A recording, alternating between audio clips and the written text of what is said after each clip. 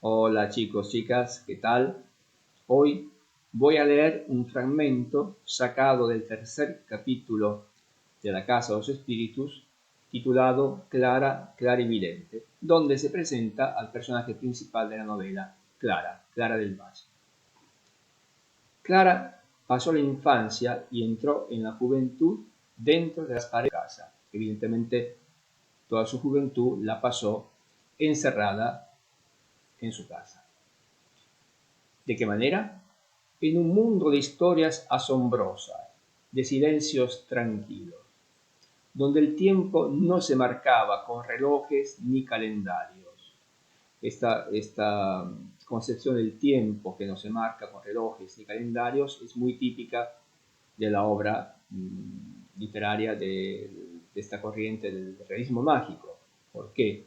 Porque fundamentalmente se rechaza la lógica del tiempo racional, o sea, lo que justamente, como dice aquí, se marca con el reloj, con el calendario, y se entra en una concepción cíclica del tiempo o de todas formas, como también dice después, donde el futuro y el presente pueden coincidir también con el pasado. O sea, no hay un presente, un pasado, un futuro. Todo puede ser prácticamente la misma cosa, como dice la línea 4 o 5. El pasado y el futuro eran parte de la misma cosa.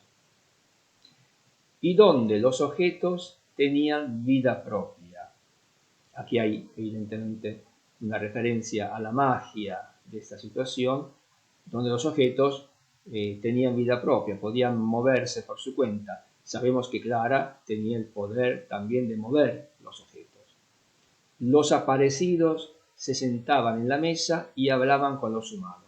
Los aparecidos son los espectros de los difuntos, los fantasmas. No olvidemos el título mismo de la obra, que es La Casa de los Espíritus. Y aquí, en efecto, hay espíritus. Y como si fuera algo normal, en el mundo de Clara, que conseguía ver a los espíritus, se sentaban tranquilamente hablando con los humanos.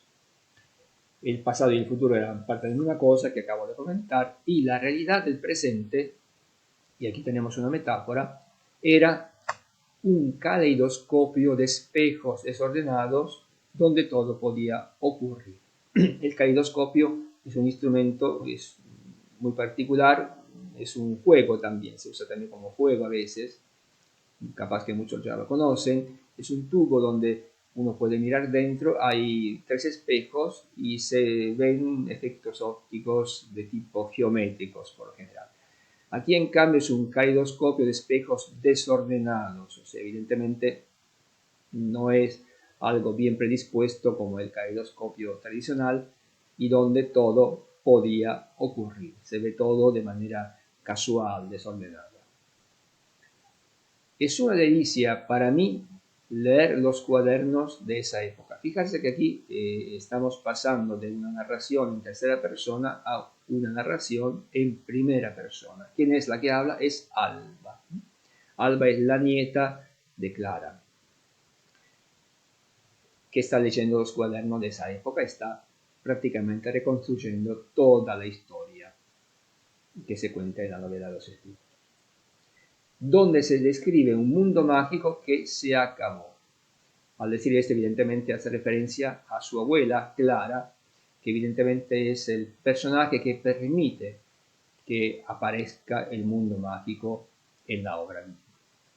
Clara habitaba un universo inventado para ella, protegida de las inclemencias de la vida. Quien lo inventó aquí lo deja como misterio, la autora lo deja como algo misterioso. ¿Quién inventó este universo para Clara? Y en este universo es un universo donde se confundían la verdad prosaica de las cosas materiales con la verdad tumultuosa de los sueños. Aquí, usando el término verdad, evidentemente da una característica posible, real, de que los sueños, que aquí en este caso son evidentemente metáforas de magia, evidentemente es como una verdad que coexiste, prácticamente sí, vive junto con las cosas materiales, con la verdad verdadera, la realidad, donde no siempre funcionaban las leyes de la física o la lógica. Evidentemente, en un mundo donde aparecen fantasmas, espectros, la física y la lógica no podían explicar. Clara vivió ese periodo ocupada en sus fantasías, acompañada por los espíritus del aire, del agua y de la tierra. Aquí evidentemente hay una referencia al mundo indígena.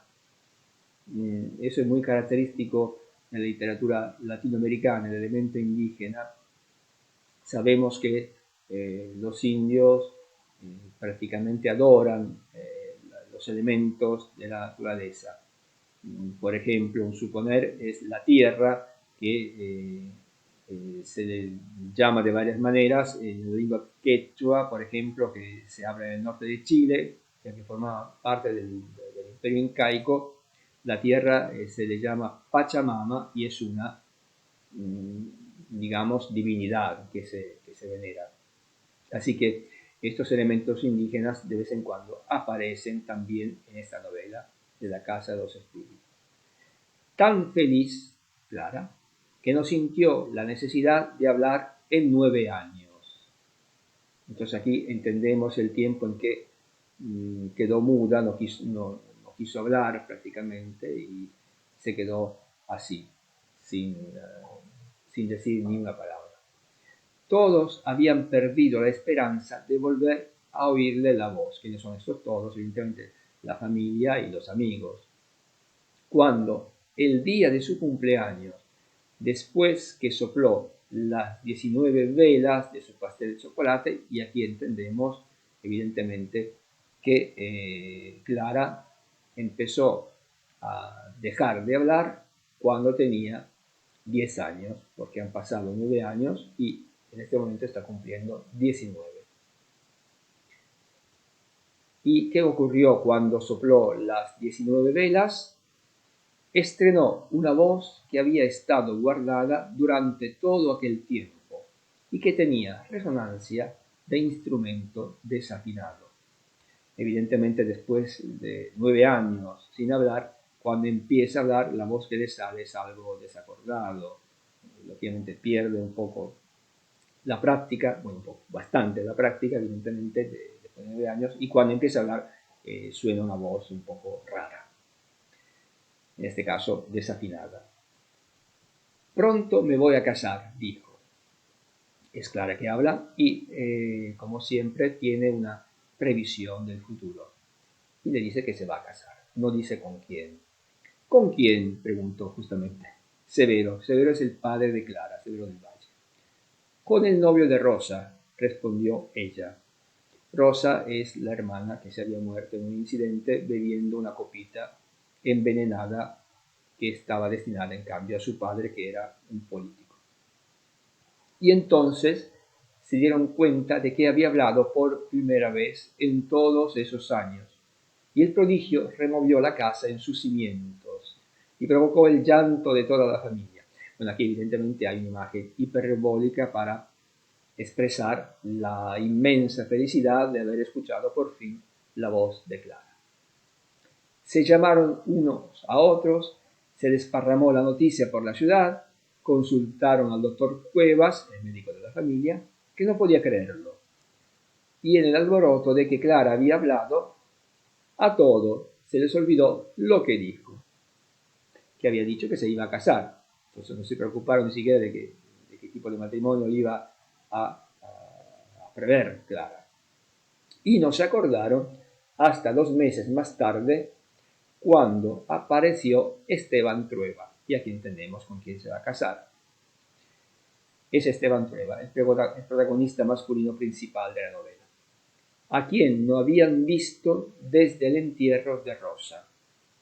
Rosa, como decía antes, recordaba antes, igual lo tienen en el resumen de la Casa de los Espíritus, y ahí pueden ver qué ocurrió con Rosa.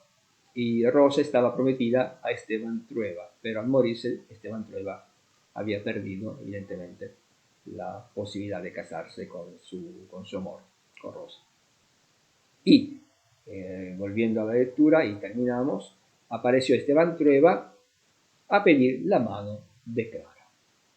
O sea que evidentemente la previsión de Clara se refería justamente al hecho de que se iba a casar con Esteban Trueba. Bueno, termina en realidad la lectura aquí, y para la casa pueden divertirse, entre comillas, a contestar a estas preguntas, y espero haber sido claro en esta lectura con los comentarios, con ciertas referencias a ciertas figuras retóricas. Y bueno, les dejo como siempre con un hasta luego. Estamos en las clases del tiempo del coronavirus, como ya sabemos, así que me despido esperando vernos, por más que la veo bastante larga la cosa, lo antes posible. Bueno, chicos, muchas gracias por haberme escuchado y nos vemos, y me despido, como decía antes, con un hasta luego, chicos. Nos vemos. Chao.